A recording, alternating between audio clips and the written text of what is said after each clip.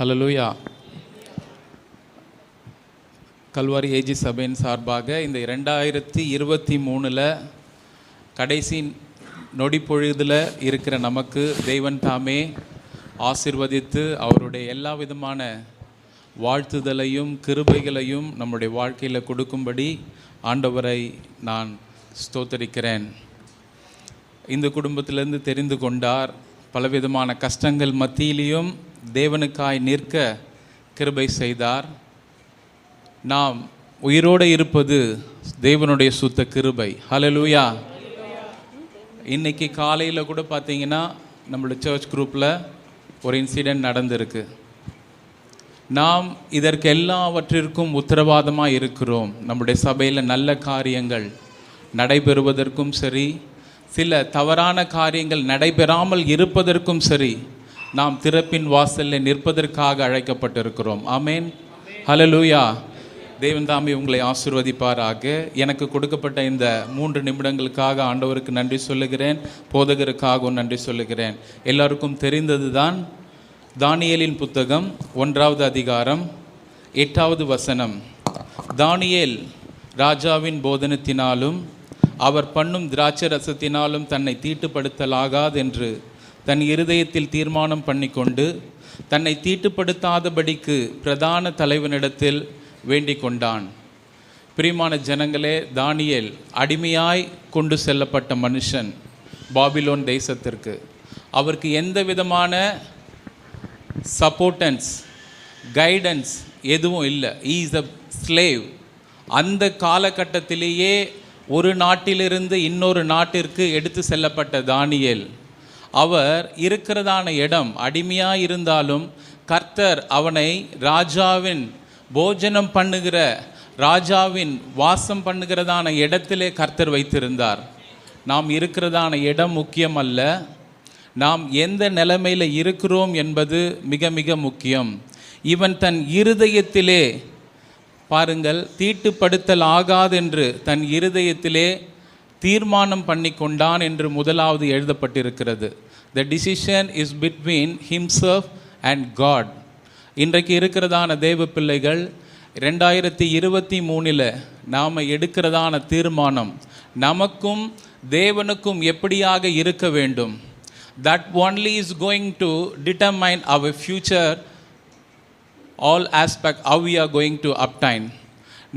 இந்த தீர்மானத்தின் வழியாகவே நாம் வருகிற காரியங்களை எப்படி சுதந்தரிக்க போகிறோம் என்பது இப்படிப்பட்டதான தீர்மானமே நமக்கு சொல்லிக் கொடுக்கும். ஏன்னா அவன் இந்த இடத்துல நீங்கள் ஃபுல்லாக படித்து பார்க்கலாம். அவர் ராஜா வீட்டில் இருந்தாலும் தன்னை தீட்டுப்படுத்தக்கூடாது. 2023 ஒருவேளை நம்ம தவறி இருக்கலாம், பைபிள் படிக்கிறதுல தவறு இருக்கலாம், பரிசுத்த ஜீவியத்தில் நாம் தவறி இருக்கலாம், நம்முடைய குடும்ப உறவுகள், இந்து குடும்பத்திலேருந்து நான் ரட்சிக்கப்பட்டிருக்கேன், எனக்கு கொடுக்கப்பட்ட பொறுப்பிலிருந்து ஒருவேளை நான் தவறப்பட்டிருக்கலாம். வேலை ஸ்தலத்தில் எனக்கு கொடுக்கப்பட்டிருக்கிற அதிகாரிகளுக்கோ எனக்கு கொடுக்கப்பட்டிருக்கிறதான சப்பார்டினேட் துணை வேலையாட்களுக்கோ சொல்ல வேண்டிய சத்தியத்தை நான் ஒருவேளை சொல்லாமல் போயிருக்கலாம். ஆனால் நான் எடுக்கிறதான தீர்மானம் என்ன பண்ணக்கூடாது தெரியுங்களா? தேவனிடத்தில் தீட்டுப்படுத்தாதபடிக்கு, அப்படியே எக்ஸ்பிளனேஷனோடு சொல்கிறேன், தேவனுடைய மனதை துக்கப்படுத்தாதபடிக்கு நாம் இருப்போமானால் வருகிற 24வது வருடம் நிச்சயம் சுகந்தரிப்பின் நாளாக இருக்கும் என்பதை நான் ஆண்டவருடைய நாமத்தில் வேண்டிக் கொள்ளுகிறேன். ஹல்லேலூயா. நம்மளுடைய வேலை ஸ்தலத்தில் சாட்சி ரொம்ப முக்கியம், சபையில் சாட்சி முக்கியம், என்னுடைய வீட்டில் ரொம்ப முக்கியம். நான் வேலை செய்கிறவன் செய்யாதவன்றதெல்லாம் அப்புறம். நான் 18 வருடங்கள் கவர்மெண்ட் சர்வெண்ட்டாக இருந்துகிட்ருக்கேன். கர்த்தருடைய கிருபையில் என்னை பார்க்குறவங்க சொல்கிற ஒன்றே தெரியுமா? அவர் ஆண்டவர்னு ஒரு சிலர் சொல்லுவாங்க, இவர் ஆண்டவர்.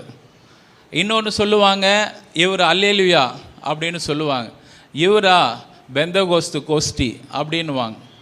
எங்களதில் அறுபடை டூருன்னு அந்நிய தேவர்களை பின்பற்றும்படி ஒரு வருடமும் என்ன பண்ணுவாங்கன்னா பஸ்ஸு வச்சு டூர் கிளம்புவாங்க. என் கூட இருந்த ஜூனியர்ஸும் சரி சீனியர்ஸும் சரி ஸ்டார்டிங்கில் என்னை கூப்பிட்டுட்டு இருப்பாங்க, வெறுப்பேற்றுவாங்க. பரவாயில்ல, தானியேலுக்கும் அப்படிப்பட்டதான சூழ்நிலை இருந்தது. ஏன்னா போஜனமே இவர் தான் தயாரிக்கிறவர், சர்வெண்ட். அவர் என்ன பண்ணுறார், வெஜ்ஜு நான்வெஜ் இருந்தாலும் நான்வெஜ்ஜை நான் சாப்பிட மாட்டேன்னு தீர்மானம் இருந்தது. இந்த வசனம் எனக்கு மனப்பாடமாக தெரியும். அதே மாதிரி தான் என் வேலை ஸ்தலத்திலையும் இருக்கிறதான நபர்கள் தங்களை தீட்டுப்படுத்துகிறவர்களாய் நாவினாலும் சரி, கண்களினாலும் சரி, உதட்டினாலும் சரி, தங்களுடைய சிந்தனையினாலும் சரி, அவர்கள் தீட்டுப்படுத்துகிறவர்களாய் அன்றன்றை தினைக்கும் அவர் இருந்து கொண்டிருந்தவர்களாய் இருந்தாலும் தீட்டுப்படுத்தல் ஆகாது என்று தன் மனதில் தீர்மானித்ததன்படியே அது அப்படியே ஆயிற்று என்று சொல்லப்பட்டபடியே நானும் சரி என் ஆண்டவர்கிட்ட சொல்கிறேன், daddy, I should not defile or else bring any of unworthy things to your presence. நான் உமக்கு பிரியமில்லாத காரியம் உம்முடைய நாமத்தினால் நான் கொண்டு வந்துடக்கூடாது. இது ஒன்று தான். ஆண்டவர் சொன்னார், நீங்கள் ஆண்டவரே உலகத்துக்கு வெளிச்சமாக இருக்கிறீங்க, உப்பாக இருக்கிறீங்கன்னு சொன்னாங்க. இது எனக்கு மட்டும் இல்லை, இந்த இடத்துல நிற்கிறதான பிரசங்கம் பண்ணுகிறதான மைக்கை பிடிக்கிறவங்களுக்கு மாத்திரம் இல்லை, அமர்ந்திருக்கிற ஒவ்வொருவருக்கும் இந்த வேத வசனம் பொருந்தும். ஹல்லேலூயா, ஹல்லேலூயா. இந்த இடத்துல இன்னொரு வசனம் என்னுடைய ஹார்ட்டை டச் பண்ணது என்ன தெரியுங்களா? பிரதானிகளில் தலைவனிடத்தில் வேண்டிக் கொண்டான். தீட்டுப்படுத்தக்கூடாதுன்னு நான் சொன்ன தெரியுங்களா? He made a petitions to the priest and elders that should not defile my heart or else my way of habitual. என்னுடைய வாழ்க்கையை அது தீட்டுப்படுத்தக்கூடாதுன்னு அவர் என்ன பண்ணுறார் தெரியுமா? ரெக்வஸ்ட் பண்ணுறார். ஹல்லேலூயா. எப்படி வேணால் எடுத்துக்கலாம். ரெக்வஸ்ட் பண்ணுறாரு, அவர் வேண்டிக் கொள்கிறார். சேம் லைக் நம்முடைய வாழ்க்கையில் இந்த இடத்த விட்டு கடந்து செல்லுகிறதான சூழ்நிலை வரும், அம்மா அப்பா பார்க்காத சூழ்நிலை வரும், போதகர் எந்த நேரத்திலும் கவனிக்காது இருக்கிறதான சூழ்நிலை வரும். அந்த சூழ்நிலையிலும் ஆண்டவரே, இந்த பிரதான தலைவன் நமக்கு இருக்கிறார். யாரு? ஆண்டவராக இயேசு கிறிஸ்து. ஹல்லேலூயா.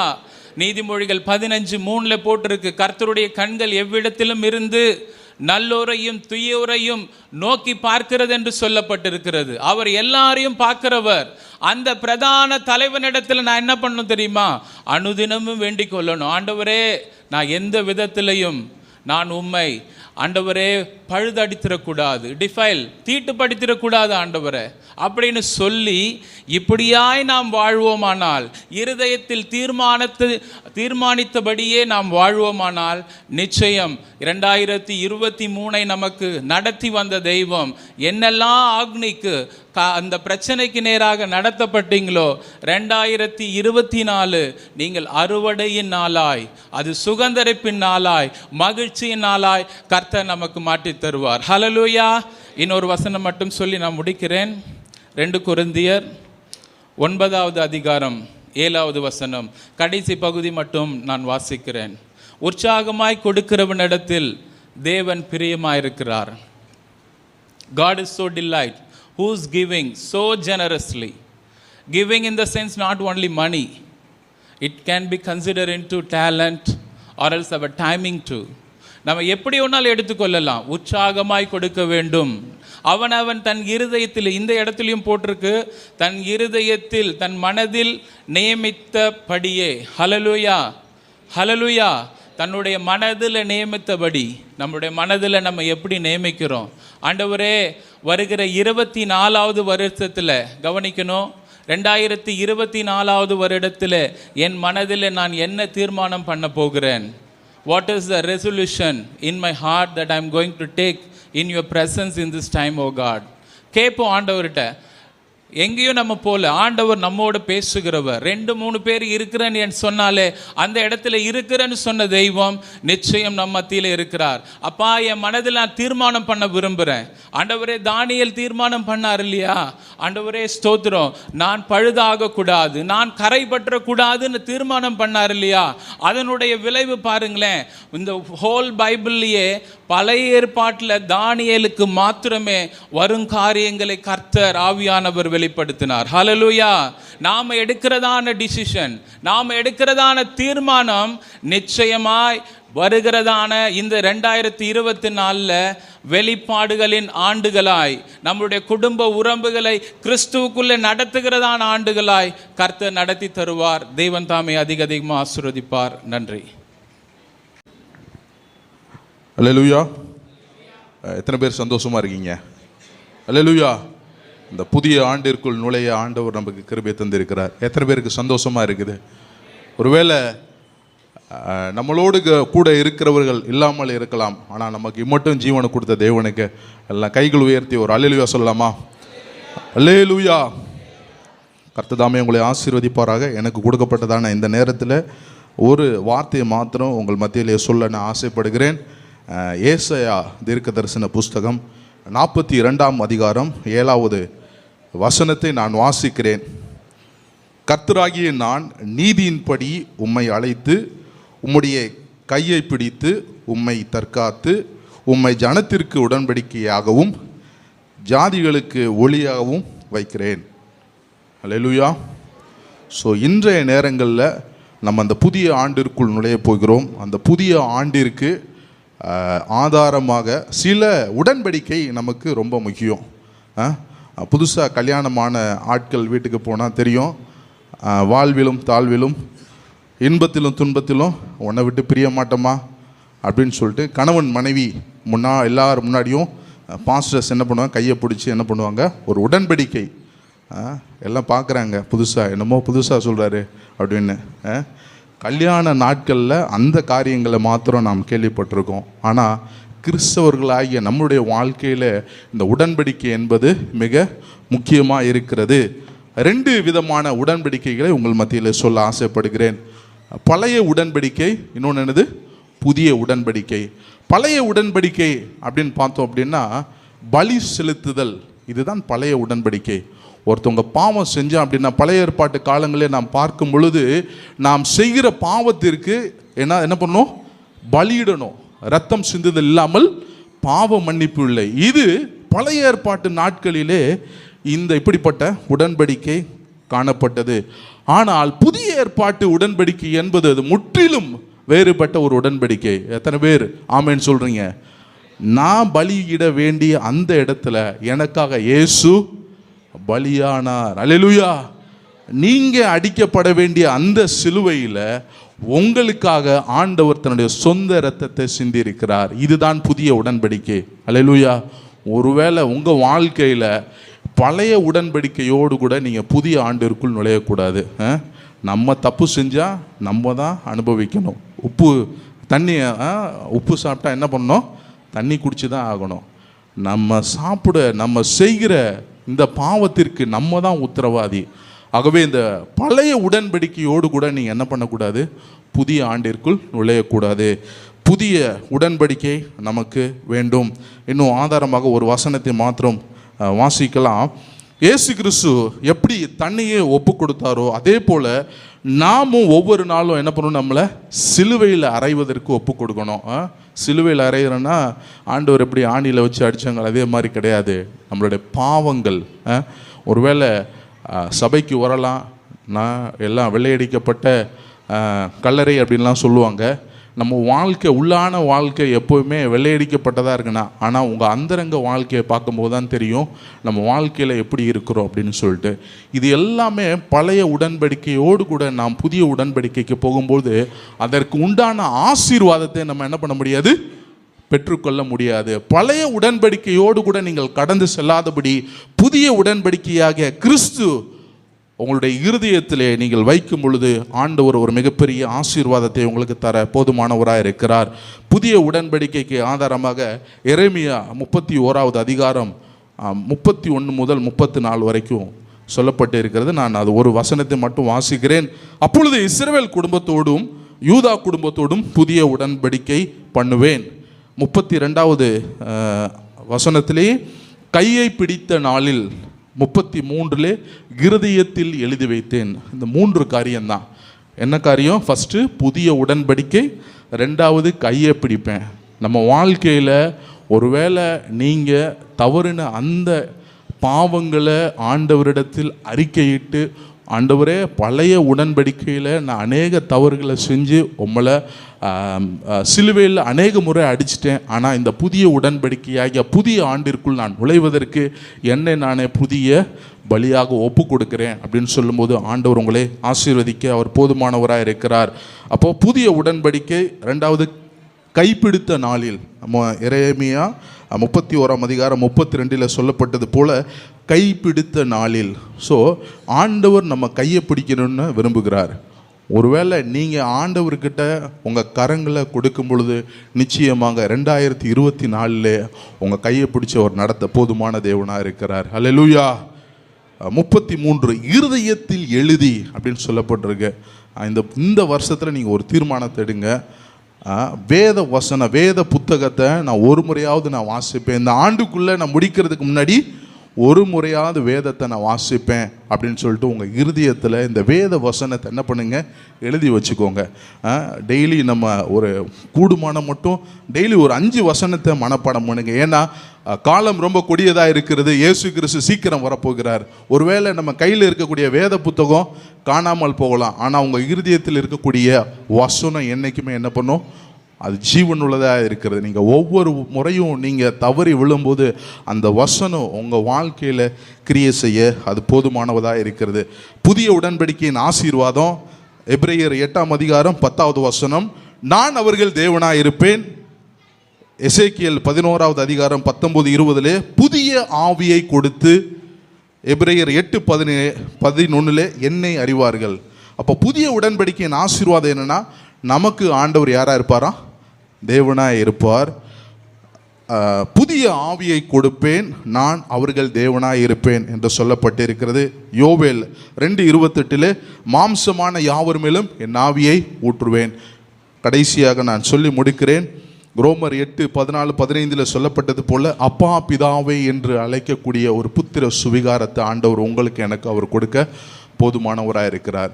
ஒருவேளை நீங்கள் அந்த புதிய உடன்படிக்கையில் நீங்கள் பங்கடைவீர்கள் என்றால் 2024 உங்களை ஆண்டவர் என்னவா மாற்றுவாரா, ஜாதிக்கு ஒளியாக மாற்றுவேன். எல்லாம் சொத்தமாக சொல்லுங்க பார்க்கலாம். உங்களை யாரை வைப்பாரா, ஜாதிகளுக்கு ஒளியாக வைப்பேன் என்று ஆண்டவர் இந்த வாக்குத்தத்தத்தை உங்களுக்கு கொடுக்கிறார். ஏசாயா 42:7 சொல்லப்பட்டது போல ஜாதிகளுக்கு ஒளியாக வைக்கிறேன் அப்படின்னு சொல்லியிருக்காரு. இயேசு கிறிஸ்துவனுடைய தீர்க்க தரிசனமான வார்த்தை என்று நாம் எண்ணலாம். அதே நேரத்தில் அவருடைய வாக்குத்தத்தத்தை நாம் சுதந்திரித்துக் கொள்வதற்கு இந்த புதிய உடன்படிக்கையாய கிறிஸ்துவை நம்ம வாழ்க்கையில தரித்து கொள்ளும் பொழுது ஒரு மிகப்பெரிய ஆசீர்வாதத்தை ஆண்டவர் தர போதுமானவராக இருக்கிறார். கர்த்தர் தாமே உங்களை ஆசீர்வதிப்பாராக. ஹல்லேலூயா. கர்த்தருடைய நாமத்துக்கு மகிமை உண்டாவதாக. இன்றைக்கு நம்ம 2023 கடைசி நேரங்களில் இருந்துகிட்ருக்கிறோம். இந்த நாளில் ஆண்டவர் அவருடைய வார்த்தைகளை பேசும்படியாக இந்த தருணத்தை கல்வாரி சபையின் சார்பாக ஏற்படுத்தி கொடுத்ததுக்காக நன்றி. இப்போ நம்ம ஒரு வார்த்தையை நம்ம வாசித்து தேவ சமூகத்துக்குள்ளே கடந்து போவோம். ஏசாயா புஸ்தகம் 35:10. ஏன்னா பிரதர் சொன்ன மாதிரி கடைசி காலத்தில் தான் நாம் இருக்கிறோம். ஆண்டோடைய வருகை மிக மிக சமீபமாக இருக்குதுன்ட்டு நம்ம தினந்தோறும் கேள்விப்பட்டு கொண்டு தான் இருக்கிறோம். அதன்படி நம்ம இப்போது கர்த்தருடைய வார்த்தைக்கு கடந்து போவோம்.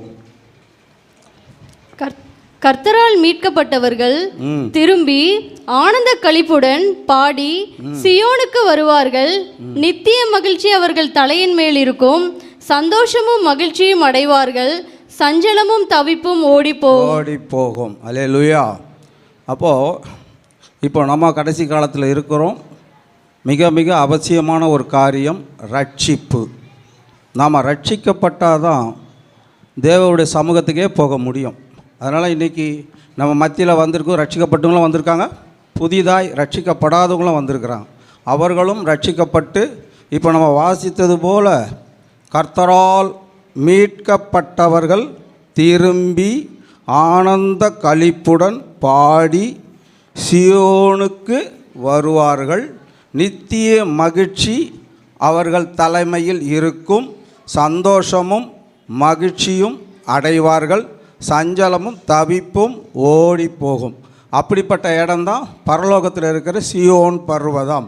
அந்த சியோன் பர்வதத்துக்கு போகிறதுக்காக தான் எல்லாருமே ஆசைப்படுவோம். அப்படின்னா கர்த்தருக்குள்ளே நம்ம முதலாவது ரட்சிக்கப்படணும். அந்த ரட்சிப்பு இல்லைன்னா நம்ம ஒன்றுமே பண்ண முடியாது. அப்போ ரட்சிப்பு எவ்வளோ அவசியம்ங்கிறது நம்ம ஒவ்வொரு நாளும் நம்ம ஒவ்வொரு வாரமும் நம்ம சொல்லிட்டு தான் இருக்கிறோம். அதனால் ரட்சிப்பு நமக்கு அவசியம். அந்த ரட்சிப்பு நிமித்தம் நம்ம இந்த சியோன் பர்வதத்துக்கு போகிறோம். நீங்கள் 128 சங்கீதம் 5வது வசனம் சொல்லுங்க.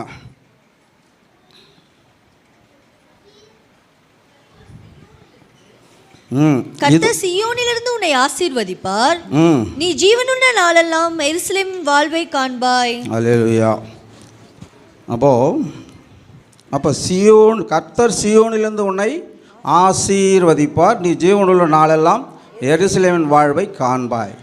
அப்போ சீயோனில் நம்ம ஆண்டவர் சமூகத்தில் கடந்து போனால் எருசலேமின் வாழ்வை காண்போம். அப்போது முக்கியமான ஒரு விஷயம் இந்த காலகட்டத்தில், இது கடைசி நாட்களில் நம்ம முக்கியமாக தெரிந்து கொள்ள வேண்டிய ஒரு காரியம், அதாவது பிரதர் செந்தில் சொல்லும்போது வைராக்கியம், தானியேலினுடைய வைராக்கியம் அது உண்மை, அதை மாதிரி நம்ம வாழணும். சகோதரர் சொல்லும்போது உடன்படிக்கை, அப்போ அந்த உடன்படிக்கை நமக்கு வேணும். அதோடு சேர்ந்து நம்ம என்ன செய்யணும், இந்த பரலோக ராஜ்யத்துக்கு போகிற வழிகளை நாம் தேடணும். பரலோக வழிக்கு போகணுன்னா அதுக்கு என்னெல்லாம், பழைய ஏற்பாட்டின்படி மோசே கையில் கொடுத்த 10 கட்டளைகளின்படியும் நம்ம நடக்கணும். ஆண்டவராக இயேசு கிறிஸ்துவ சொன்ன நியாயங்களை பற்றி நம்ம நடக்கணும். அதுதான் கலாத்தியர் 5ஆம் அதிகாரம் 22வது 23 வசனத்தை சொல்லப்பட்டிருக்குது. 9 வகையான கனிகளின்படி நடந்தால் நம்ம பரலோகத்துக்கு போகலாம். அது மட்டும் இல்லை, சங்கீதம் 15 தெளிவாக சொல்லுது பரலோகம் போகிறதுக்கான வழி. அதில் 5 வசனங்களில் நமக்கு தெளிவுபடுத்தியிருக்கிறார் தாவீது ராஜா. 15ஆம் வசனம் அதிகாரம்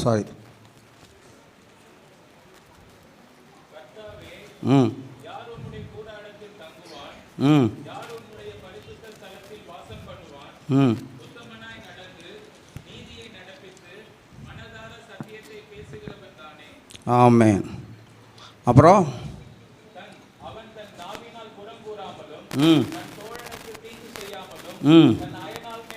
சொல்லப்படும்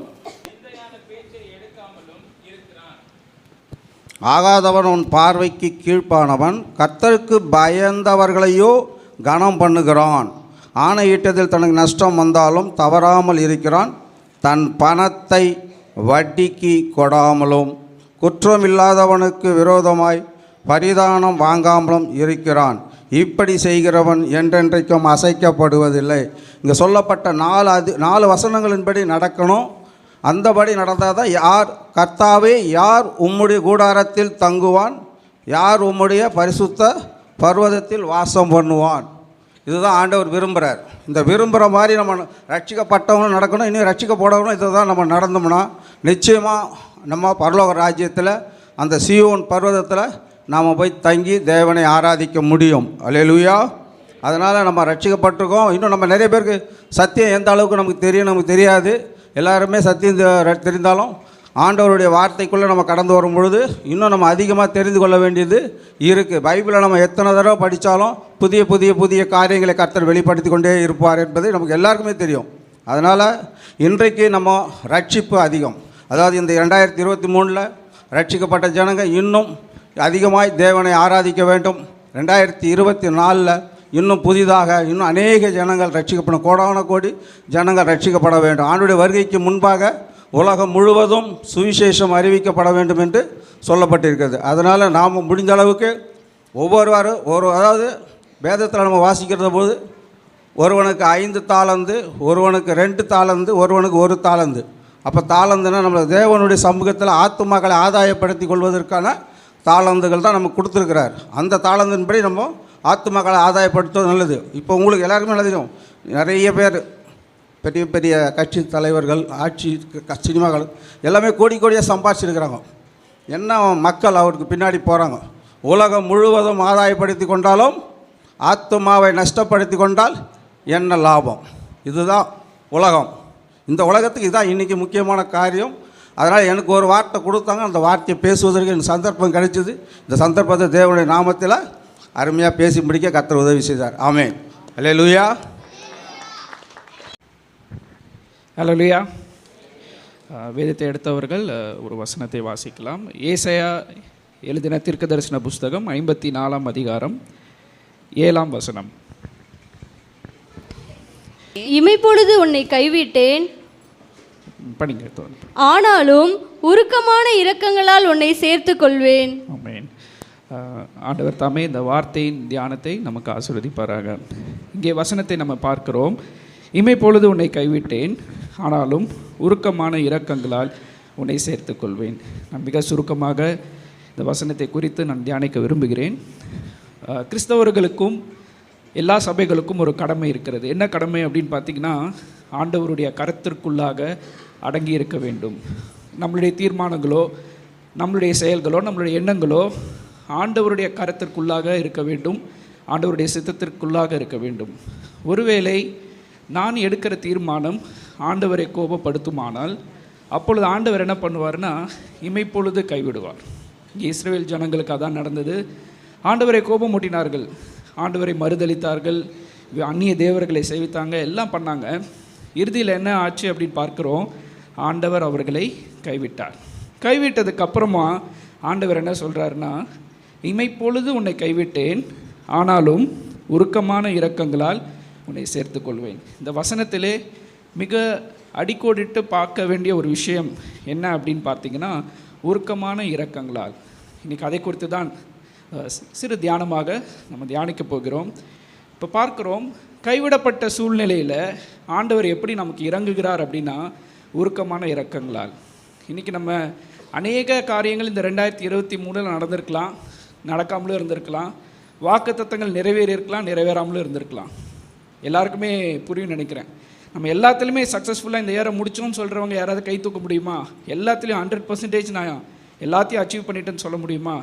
முடியாது. ஏன் அப்படின்னா, ஏதோ ஒரு இடத்துல நம்ம ஆண்டவருடைய இருதயத்தை அறியாதவர்களாக நம்ம செயல்பட்டிருப்போம், இல்லைனா ஏதாவது ஒரு தீர்மானம் எடுத்திருப்போம்.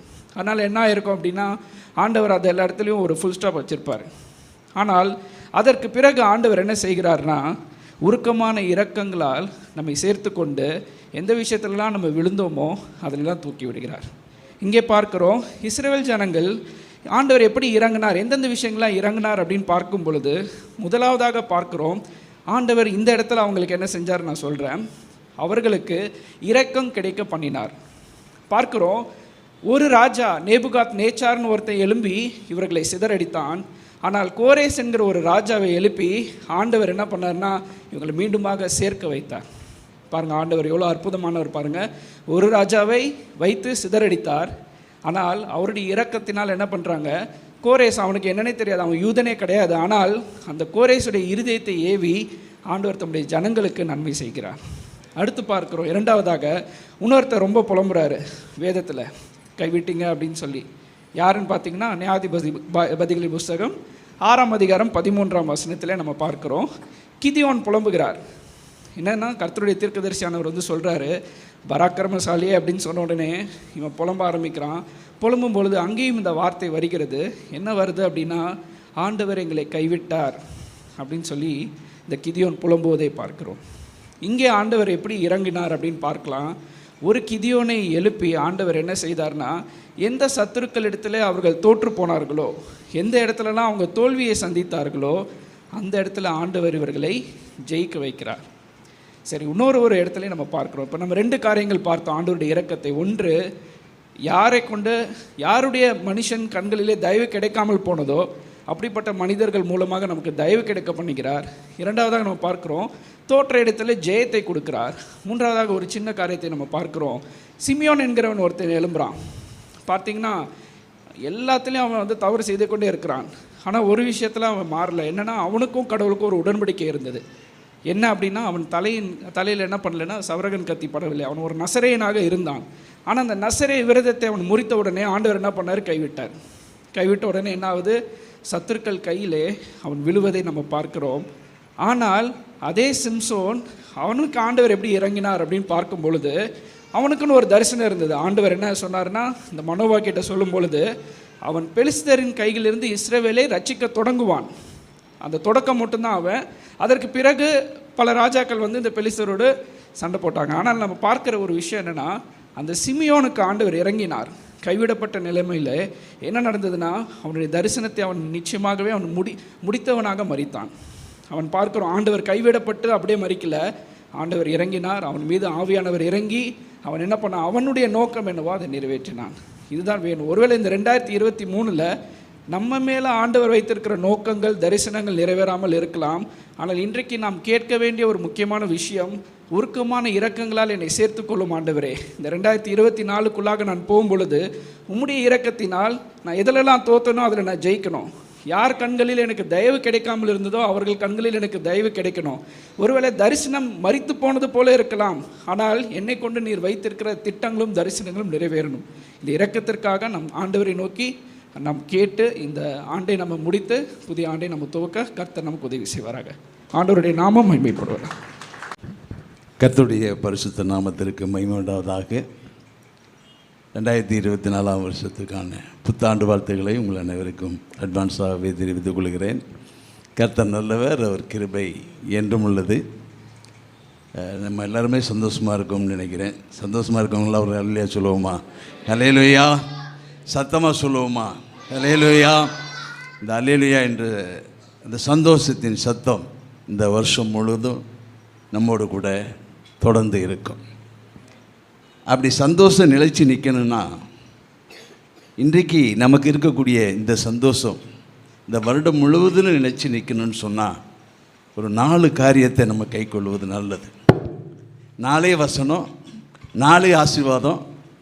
10 நிமிஷம் இல்லாட்டி 8 நிமிஷத்துலாம் முடிச்சிடுறேன். ஸ்தோத்திரம்.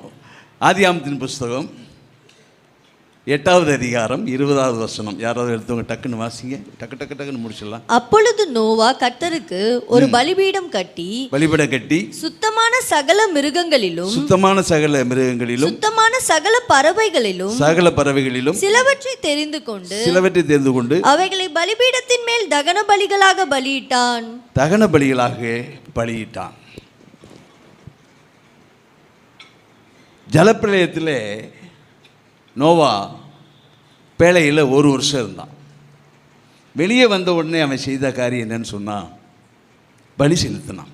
சுத்தமான மிருகங்களையும் பறவைகளையும் சிலவற்றை எடுத்து பலி செலுத்தினான்.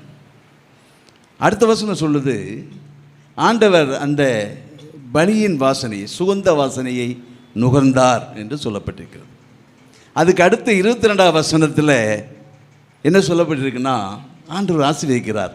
பூமியுள்ள நாளளவும் விதைப்பும் அறுப்பும் சீதளமும் உஷ்ணமும் மாரிக்காலமும் கோடைக்காலமும் பகலும் இரவும் நீங்குவதில்லை அப்படின்னு சொல்லி ஒரு ஆசீர்வாதத்தை கொடுத்தார்.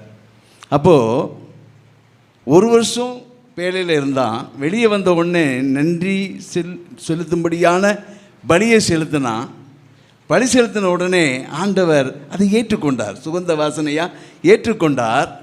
அவனை ஆசீர்வதித்தார். இதைத்தான் இந்த வருஷம் முழுவதில் நாமளும் செய்யணும். ஆண்டவர் விரும்புகிற காரியம் நன்றி பலி செலுத்தினார். காலையில் கூட அதைத்தான் நம்ம செய்தியாக கேட்டோம். நன்றி பலி இருக்கணும், ஸ்தோத்திர பலி இருக்கணும். எல்லாவற்றையும் குறித்து ஸ்தோத்திரம் பண்ணுங்கள், நன்மையாக தெரிஞ்சாலும் தீமையாக தெரிஞ்சாலும்.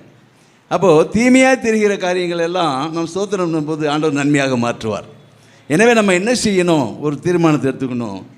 இந்த நாளின் சந்தோஷம் வருஷம் முழுத்திலும் நிலைத்து நிற்க நாம் எல்லாவற்றிற்காக ஆண்டவருக்கு நன்றி செலுத்தணும், ஸ்தோத்திர பலியை ஏறெடுக்கணும். அப்பொழுது ஆண்டவர் என்ன செய்வார்னு சொன்னால் நம்மை ஆசீர்வதிப்பார். 2வது ஒரு காரியம், எஸ்ராவின் புஸ்தகம் 8வது அதிகாரம் 21வது வசனம். வாசிங்களேன் சீக்கிரமா. எஸ்ரா 8:21. இது அடுத்து 2வது காரியம்.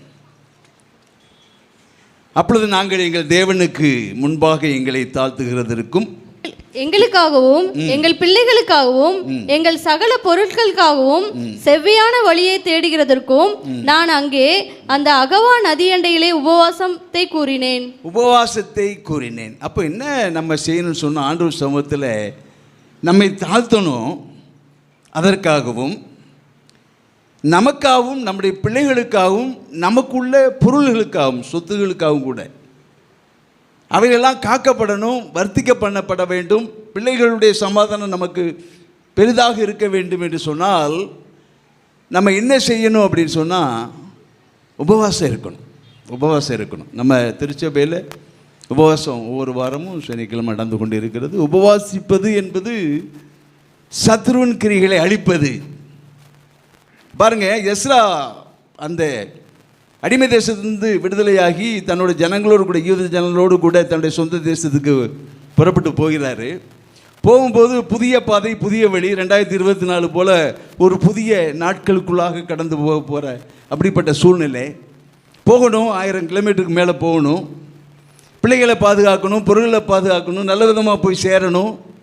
இப்படிப்பட்ட சூழ்நிலையில் என்ன செய்கிறாருன்னு சொன்னால், தேவனிடத்திலிருந்து அந்த வழிகளை பெற்றுக்கொள்ளே, பாதுகாப்பை பெற்றுக்கொள்ளே, தன்னுடைய பொருட்கள் எல்லாம் இழந்து போகாதபடி பாதுகாத்து கொள்ள, அதுக்கு என்ன வழிங்கும் போது உபவாசம்.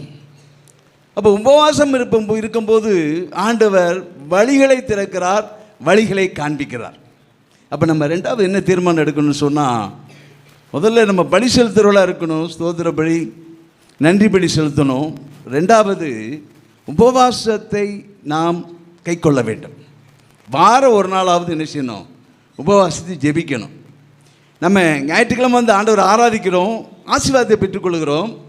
ஆனால் சத்துருவின் கிரியைகளை மேற்கொள்ள நம்ம என்ன செய்யணும், உபவாசித்து ஜெபிக்க வேண்டும். அப்போ ரெண்டாவது என்ன தீர்மானம்னா, உபவாசிக்கும் போது ஆண்டவர் நம்முடைய வாழ்க்கையிலே, அடைபட்ட வாழ்க்கையிலே எல்லா வழிகளையும் ஆண்டவர் திறந்து கொடுப்பார்.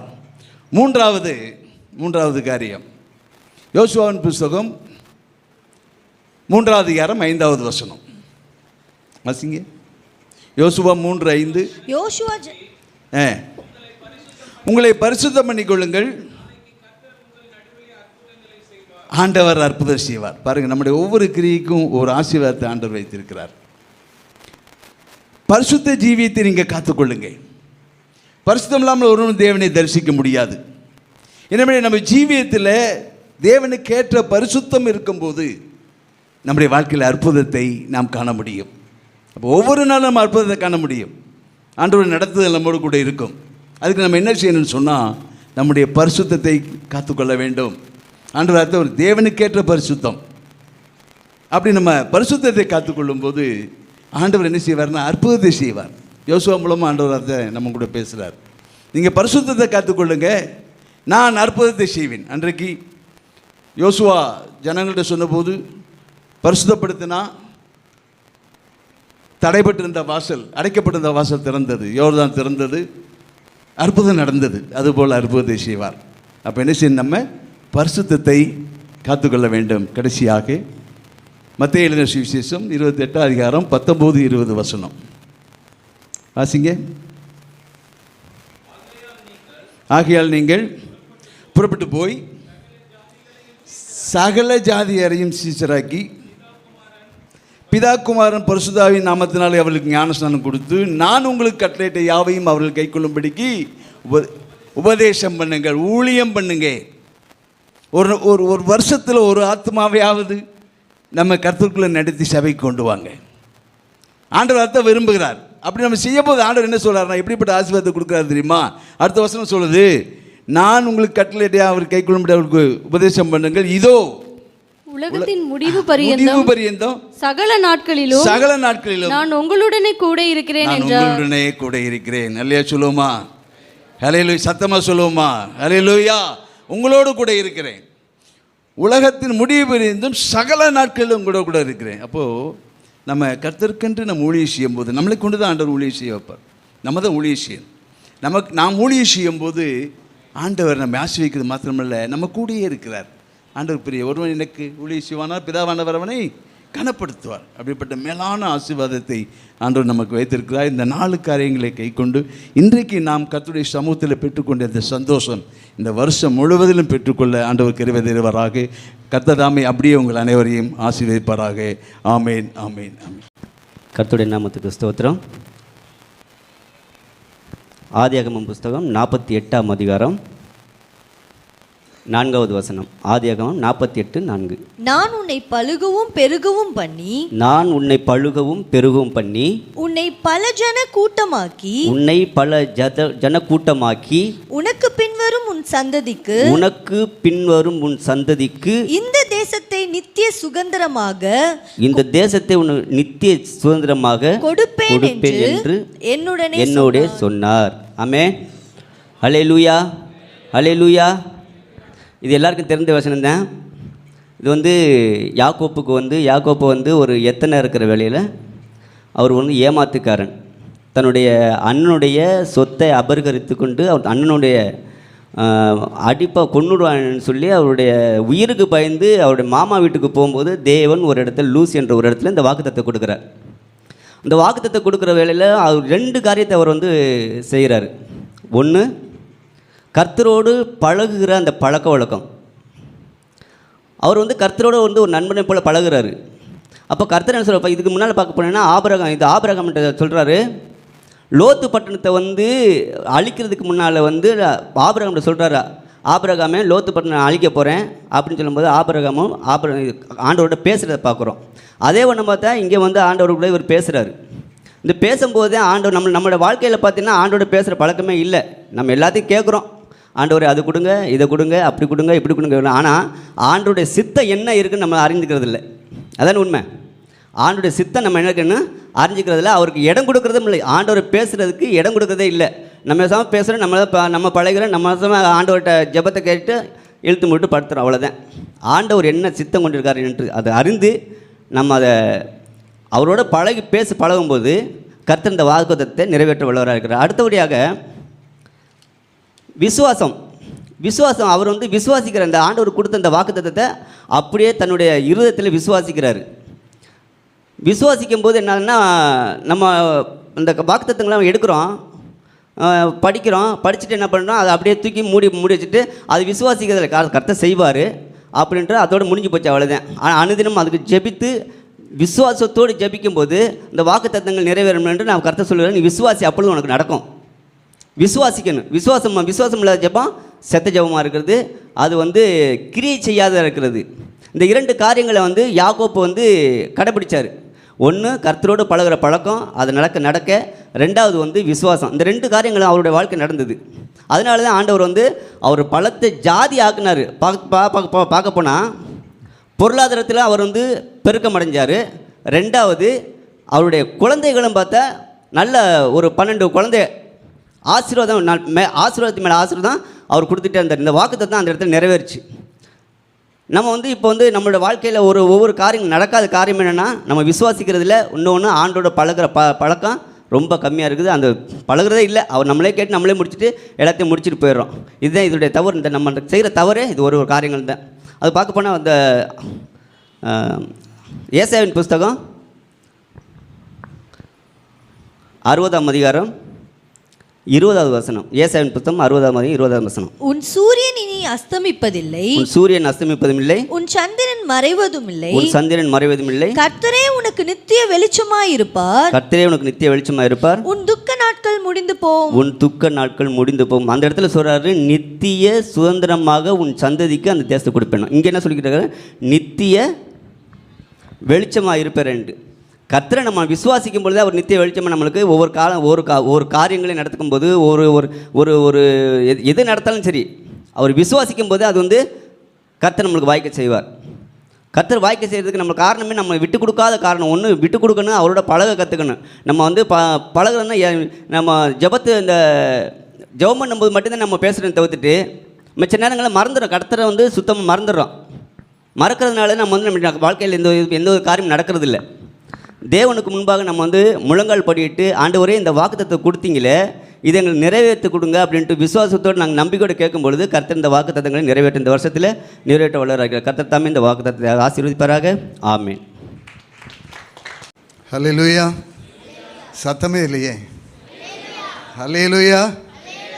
இன்னும் சத்தம் வரலையே. Very good. அப்போஸ்தலனாகிய பவுல் தெசலோனிக்கருக்கு எழுதின நிருபத்தில் 1வது நிருபத்தில் 5வது அதிகாரம் 18வது வசனம் என்ன சொல்கிறதுன்னு பாருங்கள். எல்லாவற்றிலும் ஸ்தோத்திரம் செய்யுங்கள், அப்படி செய்வதே கிறிஸ்து இயேசுக்குள் உங்களை குறித்து தேவனுடைய சித்தமாக இருக்கிறதாம். தேவனுடைய சித்தம் உங்களை குறித்து என்னை குறித்து என்னன்னா, கிறிஸ்து இயேசுக்குள் தேவனுடைய சித்தம் என்னவா இருக்குன்னா, எல்லாவற்றிலையும் என்ன செய்யணுமா? ஸ்தோத்திரம் செலுத்தணுமா? எல்லாவற்றிலையும் நன்றி செலுத்துங்கள். இந்த அப்போஸ்தலனாகிய பவுல் எங்கேருந்து இதை எழுதுகிறார்னா, சிறைச்சாலையில் இருந்துக்கிட்டு எழுதுகிறார். நம்ம ஊரில் இருக்க மாதிரி உள்ள சிறைச்சாலை கிடையாது. குகை மாதிரி வச்சிருக்கிறாங்க. உள்ள லைட்டே கிடையாதான். பகல் நேரத்தில் மட்டும் ஏதாவது ஓட்டை போட்டு வச்சுருப்பாங்களாம், அது வழியே லைட்டு போகுமா. நேர நிமிர்ந்து நிற்க முடியாதான், குனிஞ்சு தான் நிற்க முடியுமா. அங்கேருந்து மனுஷன் என்ன எழுதுகிறார்னா, சந்தோஷமாயிருங்கள், இடைவிடாமல் ஜெபம் பண்ணுங்கள், எல்லாவற்றிலும் ஸ்தோத்திரம் செலுத்துங்கள். அப்படி செய்வது உங்களை குறித்து கிறிஸ்தேசுவுக்குள் பிதாவாகிய தேவனுடைய சித்தமாயிருக்கிறது. எத்தனை நன்மைகள் ஆண்டவர் செய்திருப்பார். இந்த 2023 ஆண்டில் இந்த 365 நாட்கள் கர்த்தர் நம்மளை வழி நடத்தி வந்திருக்கிறார். நிறைய பார்த்தீங்கன்னா பிரச்சனைகள் நிறைய, உங்களுக்கு ஃப்ளட்டு வந்துச்சு, கொரோனா வந்துச்சு, ஃப்ளூன்னு சொல்கிறான், என்னெல்லாமோ நோய்கள் வந்தது. இதற்கு மத்தியில் ஆண்டவர் ஜீவனை தந்து நம்மளை வழி நடத்தி இருக்கிறார். ஹல்லேலூயா. என்ன இல்லை அப்படிங்கிறதுக்காக நம்ம ஜெபிக்க கூடாதான். என்ன இல்லைங்கிறது நமக்கு தேவையே இல்லாத காரியம். என்ன இருக்கு அதுக்காக நீ ஸ்தோத்திரம் பண்ணு.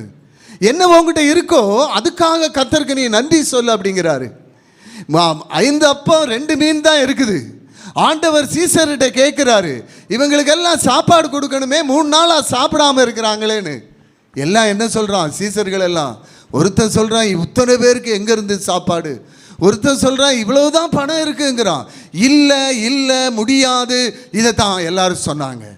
ஆண்டவர் உடனே கேட்குறாரு, என்னப்பா உன் கையில் என்ன இருக்குது, உன் கையில் என்ன இருக்குன்னு கேட்டார். 5 அப்பம் 2 மீன் கொண்டு வா என்கிட்ட. ஆண்டவர் பிதாவாகிய தேவனை நோக்கி ஸ்தோத்திரம் பண்ணி பிட்டு கொடுத்தார். எல்லாரும் சாப்பிட்டு திருப்தி அடைந்து 12 கூட நிறைய மீதமெடுக்க செய்தார். இந்த கடைசி மணித்துளிகளில் நம்ம நின்றுக்கிட்டு இருக்கிறோம்.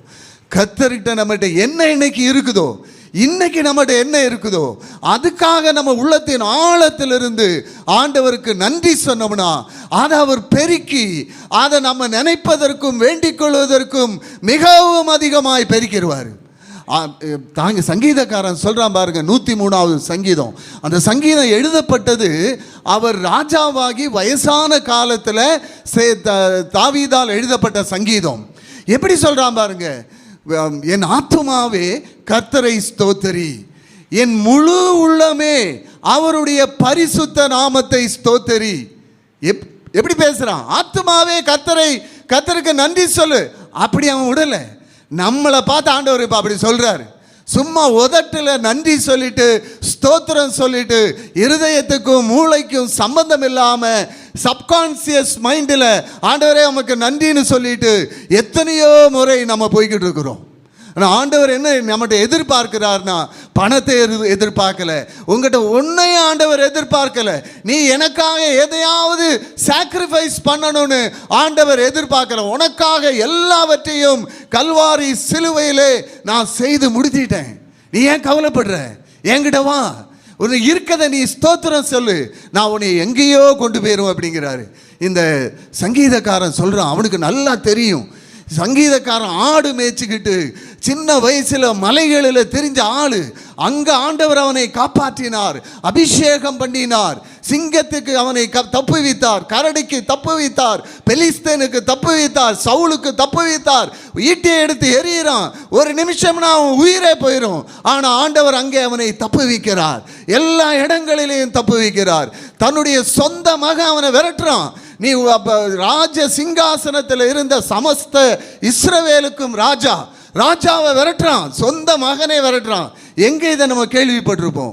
சொந்த மகன் விரட்டுறான், ஓடிக்கிட்டு இருக்கிறான், தன்னுடைய மனைவி பிள்ளைகளோட போய்கிட்டு இருக்கிறான். யோர்தானை கடந்து அவன் தப்பி வைக்கணும். அந்த வனாந்தரத்தில் சொல்கிறான், 3வது சங்கீதத்தில் 3வது வசனம் சொல்லுவான். என்ன சொல்லுவானா, ஆனாலும் கர்த்தாவே நீர் எனக்கு கேடகம், நீர் எனக்கு மகிமை, என் தலையை நீர் உயர்த்துவீர். இந்த அப்சலோமோ இல்லைனா அவன் பின்னாடி வருகிற படையோ என்னைய ஒன்றும் பண்ண முடியாது. என் தலையை உயர்த்துகிறவர் வானத்தையும் பூமியையும் உண்டாக்கின சர்வ வல்லமையுள்ள தேவன், அவர் ஏக சக்கராதிபதி. ஹல்லேலூயா. இந்த கடைசி மணித்துளிகளில் ஆண்டவர் உங்கள்கிட்ட பேசிட்டு இருக்கிறார். எதை குறிச்சும் கவலைப்படாதுங்க, இருக்கதை நோக்கி பாருங்க, கர்த்தருக்கு நன்றி சொல்லுங்க. உள்ளத்தின் ஆழத்திலிருந்து அவன் நன்றி சொல்லுதான், உள்ளத்தின் ஆழத்திலிருந்து சொல்றான், சகல உபகாரங்களையும் என் ஆத்துமாவே நீ மறந்துடாத, உன்னை அவர் எல்லா அக்கிரமங்களுக்கும் தப்பு வச்சார்லாம், உன்னுடைய பாவங்களை மன்னித்தார்லாம். அந்த அதிகாரத்தில் ஒரு இடத்துல சொல்றான், கிழக்குக்கும் மேற்குக்கும் எவ்வளவு தூரமோ அவ்வளவாய் அவனுடைய பாவங்களை ஆண்டவர் மன்னித்தாராம். இந்த இரவு நேரத்தில், இந்த ஆண்டு கடைசி வேளையில் பல தவறுகள் நம்ம செய்திருக்கலாம், பல குற்றங்கள் செய்திருக்கலாம், பைபிள் வாசிச்சிருக்க மாட்டோம், ஜெபம் பண்ணியிருக்க மாட்டோம், ஆண்டவருக்கு கொடுக்க வேண்டிய கனத்தை கொடுத்திருக்க மாட்டோம். இந்த தாவீது அதுக்கு ஒரு ஜெபத்தை பண்ணுறான். 139வது சங்கீதத்தில் அவன் சொல்லுவான், நீ நான் எங்கே போனாலும் என் கூடவே வருகிற, கடலை கடந்து அங்கே போய் படுக்கலாம் பார்த்தா பாய விரிச்சா என் பக்கத்தில் நீர் உட்கார்ந்து இருக்கிறீங்கிறான். சொல்லிட்டு கடைசி வசனத்தில் சொல்றான், கர்த்தாவே வேதனை உண்டாக்கும் வழிகள் என்னிடத்தில் உண்டோ என்று என்னை சோதித்து அறிந்து என்னை நித்திய பாதையிலே நடத்தும் ஆண்டவரே. ஒரு நித்திய ஜீவனை உங்களுக்கு எனக்கும் ஆண்டவர் வைச்சிருக்கிறார். என்னத்தை உண்போம், என்னத்தை குடிப்போம், என்னத்தை உடுத்துவோம் என்று கவலைப்படாதிருங்கள். இதெல்லாம் அஞ்ஞானிகள் நாடி தேடுகிறான். அவனுக்கு அஞ்ஞானிகள் இதுக்கு பின்னாடி, பணத்துக்கு பின்னாடி, பொருளுக்கு பின்னாடி ஓடிக்கிட்டு இருக்கிறான். நீ ரட்சிக்கப்பட்ட ஜனம், உனக்கு மகா பெரிய ஒரு ரட்சிப்பை கொடுத்திருக்கிறேன். யாருக்கும் கிடைக்காத ஒரு பெரிய பாக்கியம். இன்னைக்கு மரிச்சனா மறு நிமிஷமே நான் கர்த்தருடைய பக்கத்தில் உட்கார்ந்திருப்பேன். எவ்வளவு பெரிய பாக்கியம், பெரிய ஒரு ரட்சிப்பை ஆண்டவர் கொடுத்திருக்கிறார். ஜீவனை ரட்சித்திருக்கிறார். இந்த வருடம் ஒரு நித்திய ஜீவனை எனக்கும் உங்களுக்கும் தந்திருக்கிறார். எவ்வளவு பெரிய நல்ல தேவன். நல்ல தேவனை இந்த மாலை வேளையிலே நாம் ஆராதித்து கொண்டிருக்கிறோம். இந்த கடைசி நிமிஷத்தில் ஆண்டவரே, என்னுடைய இருதயத்தை ஆராய்ந்து அறிகிற தேவன் நீர் ஆண்டவரே. நான் ஏதாவது வழியில் எங்கேயாவது தவறு இருந்தா, ஏதாவது தவறு பண்ணி இருந்தா, உம்முடைய வார்த்தைக்கு கீழ்ப்படியாம போயிருந்தா, உம்முடைய சத்தத்துக்கு செவி கொடுக்காம போயிருந்தா என்னை மன்னிங்க ஆண்டவரே. 52 ஞாயிற்றுக்கிழமை உம்முடைய சபையிலே வந்து உம்முடைய ஊழியக்காரர் மூலமாய் அநேக வார்த்தைகளை கேட்ட ஆண்டவரே. இந்த காதல கேட்டு இந்த காதல விட்டுட்டனோன்னு எனக்கு ஒரு சந்தேகமா இருக்கு ஆண்டவரே. எனக்கு உதவி செய்யுங்க கர்த்தாவே. கேட்டீங்கன்னா உதவி செய்யறதுக்கு ரெடியா இருக்கிறார். மகா பெரிய நல்ல தேவன். இந்த ஒரே ஒரு காரியம் பாருங்க, டைம் இல்லை, அதனால ஒரு காரியம் மாத்திரம் சொல்லி நான் முடிக்கிறேன். ஒரு காரியம் பாருங்க, இந்த யோபு நம்ம எல்லாருக்கும் தெரிந்த ஒரு புஸ்தகம். எல்லாம் போயிருச்சு வந்து சொல்றான். ஒரு வேலைக்காரன் வந்து சொல்றான், ஆடு மாடுகள்லாம் போயிருச்சுங்கிறான். ஒரு வேலைக்காரன் வந்து சொல்றான், உன்னுடைய பிள்ளைகளை எல்லாம் போயிருச்சுங்கிறான். இன்னொரு வேலைக்காரன் வந்து சொல்றான், உன்னுடைய பொருட்கள் எல்லாம் போயிருச்சுங்கிறான். சொல்றான் இவன், கர்த்தர் எனக்கு தந்தாரு, அவரே எடுத்துக்கிட்டாரு, ஆண்டவரே உமக்கு ஸ்தோத்திரம், கர்த்தாவே உமக்கு நன்றிங்கிறான். எவ்வளோ பெரிய மனசு பாருங்க. ஆண்டவரே உமக்கு நன்றிங்கிறான். மனைவி சொல்றா, நீ ஆண்டவரை தூசிச்சு செத்துப்போ அப்படிங்கிறா. அப்பமா அவன் கர்த்தரை ஸ்தோத்திரம் பண்ணுதான். நண்பர்களெல்லாம் விட்டுட்டு போயிட்டாங்க. கடைசி நிமிஷத்தில் அவனுடைய சரீரம் முழுவதும் பருக்களால் நிரம்பி எல்லாம் கம்போஸ் ஆகிக்கிட்டு இருக்குது. அப்பா அவன் சொல்றான், ஆண்டவரே என் ஜீவனை நீர் பாதுகாத்தீரே, உமக்கு நன்றி ஆண்டவரே. என்னுடைய ஜீவனை நீர் எனக்கு தந்திருக்கிறீர்களா ஆண்டவரே, அது போதும் கர்த்தாவே. இந்த பணம், இந்த பொருள், இந்த பிள்ளைகள், இந்த பொண்டாட்டி எல்லாம் போட்டும் பரவாயில்லை ஆண்டவரே, என்னுடைய ஜீவனை நீர் எனக்கு கொடுத்திருக்கிறீர்களா, அதுக்காக உமக்கு நன்றி கர்த்தாவேன்னு சொன்னான் பாருங்க. ஆண்டவர் அவனுடைய பின்னிலைமையை பார்க்கலும் அவனுடைய முன்னிலைமையை பார்க்கலும் பின்னிலைமையை ரெண்டத்தனையாய் கர்த்தர் ஆசீர்வதித்தார். ஆண்டவரே அவன் சொல்றான், கர்த்தாவே நீர் செய்ய நினைத்தது ஒருபோதும் தடைபடாது, சகலத்தையும் செய்ய வல்லவர் நீர் அப்படிங்கிறான். எவ்வளவு பெரிய நல்ல தேவன். ஒரே ஒரு நிமிஷம், டைம் பார்த்துக்கிட்டேன், ஒரு 2 நிமிஷம் எல்லாரும் எந்திரிச்சு நில்லுங்க. ஒரு ஜெபம் பண்ண போகிறோம். இங்கே என் கூட நான் ஜெபிக்கிறேன், நீங்களும் உங்களுக்கு இந்த இவ்வளவு நாள் ஆண்டவர் நம்மளை வழி நடத்தி வந்திருக்கிறார். என் கூட நீங்களும் இதே வார்த்தைகளை சொல்லி நீங்கள் ஜெபிக்கலாம். எல்லாரும் கண்களை மூடி கர்த்தரை நோக்கி பாருங்க. உங்களுக்கு கிடைத்த ஒரு அவசரம், ஆண்டவர் உங்களுக்கு ஒரு நல்ல சந்தர்ப்பத்தை இப்பொழுது உங்களுக்கு தந்திருக்கிறார். ஒருவேளை இந்த 365 நாள் இதை நீங்க செய்யாம இருந்திருக்கலாம். ஆண்டவர் உங்களுக்கு இப்ப சொல்லுகிறார், கண்களை மூடி, எல்லாரும் கண்களை மூடி கரங்களை உயர்த்தி ஆண்டவருக்கு நேராக ஸ்தோத்திரம் சொல்லுங்க. ஆண்டவரே உமக்கு நன்றி கர்த்தாவே, நல்ல மனைவியை கொடுத்தீர் உமக்கு நன்றி கர்த்தாவே, நல்ல கணவரை கொடுத்தீர் உமக்கு நன்றி கர்த்தாவே, நல்ல பிள்ளைகளை கொடுத்தீர் உமக்கு நன்றி கர்த்தாவே. என் பிள்ளைகள் மேல உம்முடைய ஆவி ஆசீர்வாதத்தை ஊற்றுங்க ஆண்டவரே. எங்கள் பிள்ளைகள் ஆண்டவரே அநேகருக்கு பிரயோஜனமா மாறணும் ஆண்டவரே. எங்கள் குடும்பத்தை மாற்றும் ஆண்டவரே. நல்ல ஊழியக்காரரை நீர் எங்களுக்கு கொடுத்திருக்கிறீர், உமக்கு நன்றி ஆண்டவரே. எல்லாம் வாயை திறந்து சொல்லுங்க. உங்களுடைய வார்த்தையை ஆண்டவர் கேட்டு என் நாமம் தரிக்கப்பட்ட என்னுடைய ஜனங்கள் என்னை நோக்கி கூப்பிடும் போது பரலோகத்தை திறந்து நான் உங்களுடைய தேசத்துக்கு சேமத்தை உண்டு பண்ணுவேன். உங்களுடைய தேசத்துக்கு மட்டும் இல்ல, உங்களுடைய குடும்பத்தில் சேமத்தை உண்டு பண்ணுவேன். சபையிலே தேவன் அற்புதங்களையும் அடையாளங்களையும் இந்த வரப்போற 24 நடத்துவார். சத்தமா சொல்லுங்க. ஆண்டவரே நல்ல ஊழியக்காரரை எங்களுக்கு கொடுத்தீர் ஆண்டவரே. கருசனையோடு எங்களை வழி நடத்துகிற எங்களுக்கு ஒரு நல்ல ஊழியக்காரரை கொடுத்தீரே, உமக்கு நன்றி ஆண்டவரே. நல்ல அவருக்கு ஒரு நல்ல துணைவியை கொடுத்திருக்கிறீர், உமக்கு நன்றி கர்த்தாவே. இந்த குடும்பத்தை ஆசீர்வதிங்க ஆண்டவரே. 52 வாரம் ஆண்டவரே அவர் எங்களை போஷித்திருக்கிறார் ஆண்டவரே. அந்த வார்த்தைகளை பரிசுத்த ஆவியானவர் எங்களுக்கு ஞாபகப்படுத்தி எங்களை வழிநடத்த எங்களுக்கு உதவி செய்யுங்க ஆண்டவரே. இந்த 2024 23 பல பிரச்சனைகள் வந்தது.